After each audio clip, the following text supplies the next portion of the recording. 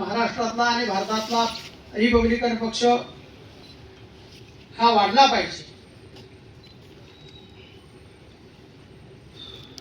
या पक्षाची व्याप्ती तळागाळापर्यंत जाऊन रिपब्लिकन पक्ष हा प्रचंड मोठ्या प्रमाणामध्ये उद्याचा या देशाच्या राजकारणातला महत्त्वाचा पक्ष म्हणून गणला गेला पाहिजे। आणि रामदासजी आठवले साहेबांच्या नेतृत्वाखाली या पद्धतीनं रिपब्लिकन पक्षाची वाटचाल चालू आहे। त्या अनुषंगानंच रिपब्लिकन पक्षाच्या आजच्या बैठकीचे धोरण माननीय नेते रामदासजी आठवले साहेब जाहीर करतील, परंतु आपल्याला एक गोष्ट लक्षात असायला पाहिजे की डॉक्टर बाबासाहेब आंबेडकरांच्या पाण्याचा महाडचा सत्याग्रह, या सत्याग्रहाला यावर्षी 100 वर्ष पूर्ण होतात आणि क्रांतिबा ज्योतिबा फुले यांची द्विशताब्दी सुरू होते। या अनुषंगानं या देशामध्ये शाहू फुले आंबेडकर, महात्मा ज्योतिबा फुले, शिवाजी महाराज यांच्या विचारानं चाललेल्या या पक्षाचं धोरण अधिक गतिमान होण्यासाठी आणि क्रांतिबा ज्योतिबा फुले आणि डॉक्टर बाबासाहेब आंबेडकरांच्या सत्याग्रहाला जनमानसामध्ये पुन्हा एकदा तो जागृत करण्यासाठी, उत्तेजित करण्यासाठी आठवले साहेबांच्या मार्गदर्शनाखाली, नेतृत्वाखाली एक समता परिवर्तन रॅली आणि ती समता परिवर्तन रॅली सातारा येथून सुरू होऊन ती साधारणतः अखंड महाराष्ट्रावर फिरणार आहे। त्याचं नियोजन नेते रामदासजी आठवले साहेब आपणाला आपल्या मार्गदर्शनाच्या वेळी सांगतीलच, परंतु या सगळ्या कार्यक्रमाच्या अनुषंगानं महाराष्ट्रामध्ये जो का कार्यकर्त्यांचा वर्ग आहे, तो कार्यकर्त्यांचा वर्ग आर्थिकदृष्ट्या सबल व्हायला पाहिजे। कार्यकर्त्यांना चांगलं बळ मिळायला पाहिजे आणि रिपब्लिकन पक्षाची ताकद वाढली पाहिजे। यासाठी सुद्धा रिपब्लिकन पक्षाच्या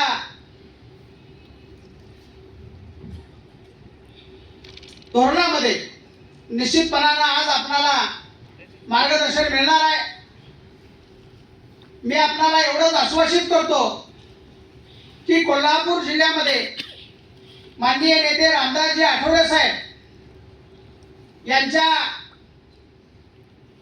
आदेशानुसार जे कार्यक्रम येतील ते कार्यक्रम राजाभाऊ आम्ही निश्चितपणानं, ताकदीनं, जोरानं आणि नेटानं साजरे करून रिपब्लिकन पक्षाची ताकद आणि या कोल्हापूर जिल्ह्यातल्या प्रस्थापितांना दाखवून देण्यासाठी अविरतपणे काम करत असतो।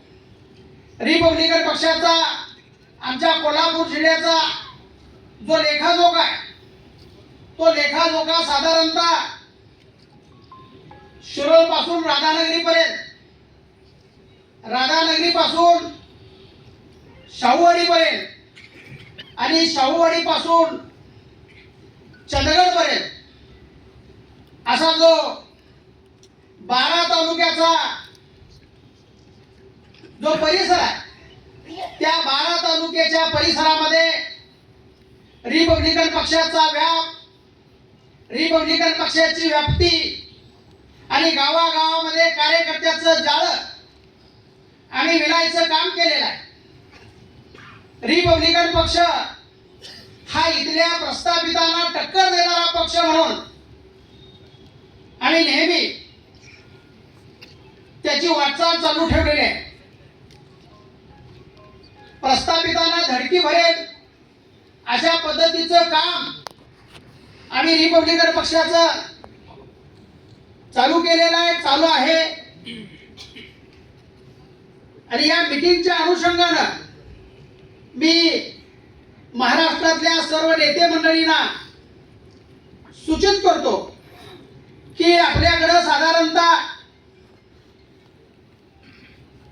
कार्यकर्त्याला बळ द्यायचं आणि कार्यकर्त्याला विविध पद्धतीचं उद्योग व्यवसाय द्यायचं, यासाठीचं धोरण कुठलंही नाही.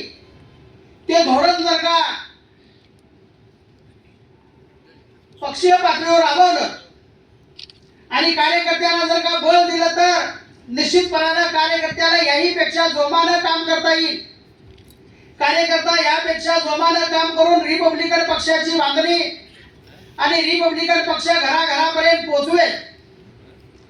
आणि म्हणून या अनुषंगानं रिपब्लिकन पक्षाची कार्यकर्त्याची आर्थिक स्थिती सदृढ व्हायला पाहिजे.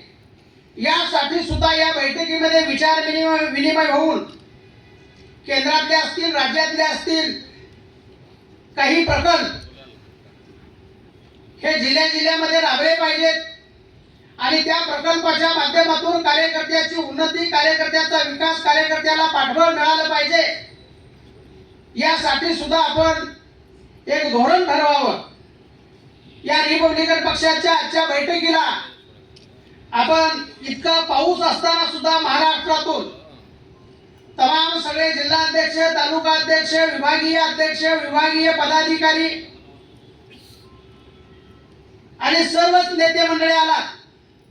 सगळ्यांची नावं घेणं शक्य नाही, पण आपण सगळे आलात त्याबद्दल मी रिपब्लिकन पार्टी ऑफ इंडिया नेते रामदासजी आठवले साहेबांच्या पक्षाचा जिल्हा अध्यक्ष म्हणून या कोल्हापूरच्या शाहू नगरीमध्ये तुमचं सहर्ष स्वागत करतो आणि बैठकीला सुरुवात करावी अशी राजाभाऊ साहेबांना विनंती करून थांबतो. जय भीम, जय बुद्ध, जय भारत.